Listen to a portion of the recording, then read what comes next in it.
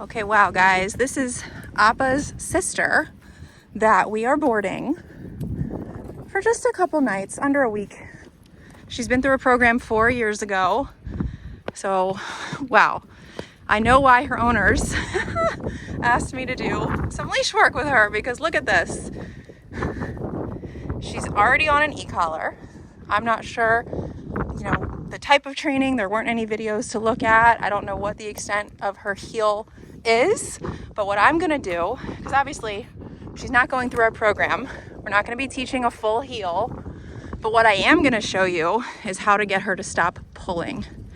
That has nothing to do with heel, all right? So obviously a tight leash means nothing to her. In fact, it means pull harder, because it's gonna get her where she wants to go. One thing I did do was swap her harness out that she came in on for a slip lead. I'm not a huge fan of harnesses. They go across the chest, which actually encourages the dog to pull. That's why sled dogs wear them. That's why police dogs who are scent trained are wearing them. They're trained to pull, okay?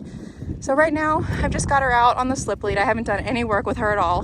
This is the first time I've brought her out. Okay, sorry. Had to rearrange my phone holding hand, my e-collar holding hand, and my leash holding hand. A third hand would be really handy right now. Okay, so what I'm gonna do is every time the leash gets tight, I'm gonna click my e-collar and change directions. All right, so what this is eventually is going to do is teach her never allow the leash to get tight. I don't care if you're heeling or not, how long the leash is. It could be 30 feet long. Don't allow the leash to get tight. And this will create a nice walk, even if it's not in heel, where she's walking with you instead of constantly pulling. All right. Like I said, we have not trained this dog. I don't know about her numbers on the e-collar. I don't know how sensitive she is. We're just going to start low. All right, here we go. So we're going to wait for the leash to get tight. Wow. Training kicking in. Good girl. Click, change directions. Good. See how that way she didn't allow the leash to get tight? Good. Good girl. So like I said, no heel, but also no tight leash. So theoretically, you could have it at all 6 feet, or you could be holding it at 2 feet and she still wouldn't let it get tight. Good. One rep.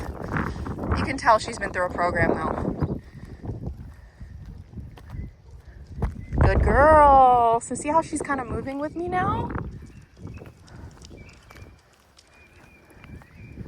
So without training heel, I've taught her to move with me. Literally, I clicked one time. Okay. Good girl. Click. Come back this way. All right?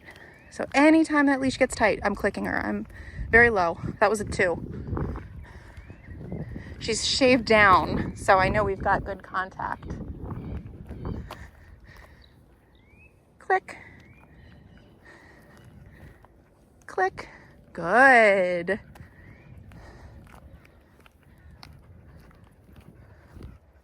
Good. See how she's not going to let it happen? Very nice. This is how you can create awareness.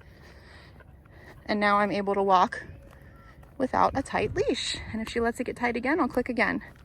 Click this way. Good girl. I like how she's responding.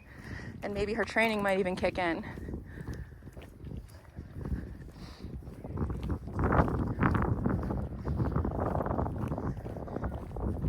Click. Go back the other way. Okay. Good. Yes, good girl. And every time she looks back at me, I'm rewarding that.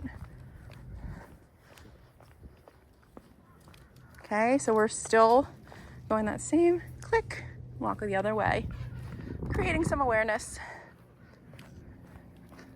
See, good girl. That was a positive rep.